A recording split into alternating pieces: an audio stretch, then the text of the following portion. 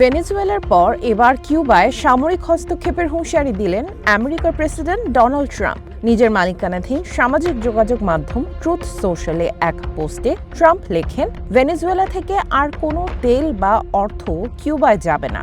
দেরি হওয়ার আগেই আমেরিকার সাথে কিউবাকে চুক্তিতে আসতে হবে বলে কড়া হুঁশিয়ারি দেন প্রেসিডেন্ট ট্রাম্প। নিকোলাস মাদুরো আমেরিকার বাহিনীর হাতে আটকের পর ভেনেজুয়েলার বিশাল তেলের মজুত নিয়ে ট্রাম্পের পরিকল্পনা গত কয়েকদিনে আরও স্পষ্ট হয়েছে।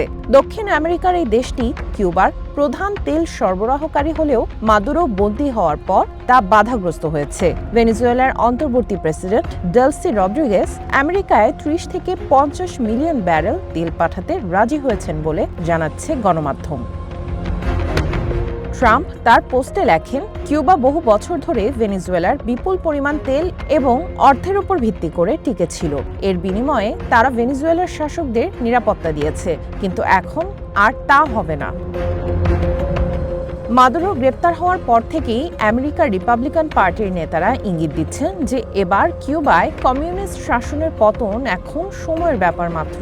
রয়টার্সের এক প্রতিবেদনে বলা হয়, আমেরিকার গোয়েন্দা সংস্থাগুলো কিউবার রাজনৈতিক ও অর্থনৈতিক পরিস্থিতিকে ভয়াবহ আখ্যা দিয়েছে।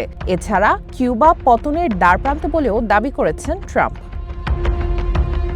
দীর্ঘদিন ধরেই ভেনেজুয়েলার তেলের ওপর নির্ভর করে আসছে কিউবা। সম্প্রতি ভেনেজুয়েলায় হামলা চালিয়ে দেশটির প্রেসিডেন্ট নিকোলাস মাদুরোকে বন্দী করে দেশটির তেল শিল্প নিয়ন্ত্রণে নিয়েছে আমেরিকা। তেলের সরবরাহ বন্ধ হলে কিউবার অর্থনীতি বড় ধাক্কা খাবে। দেশটির অর্থনীতিতে নেমে আসতে পারে বিপর্যয়।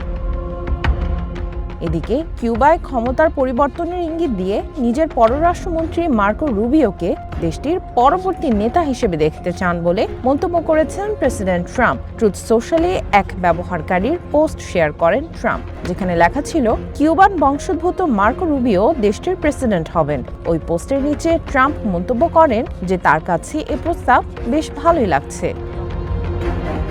রুবিও দীর্ঘকাল ধরেই কিউবার শাসক গোষ্ঠীর কট্টর সমালোচক। তবে ট্রাম্পের মন্তব্যে এখন পর্যন্ত আনুষ্ঠানিক কোনো প্রতিক্রিয়া জানায়নি কিউবার সরকার।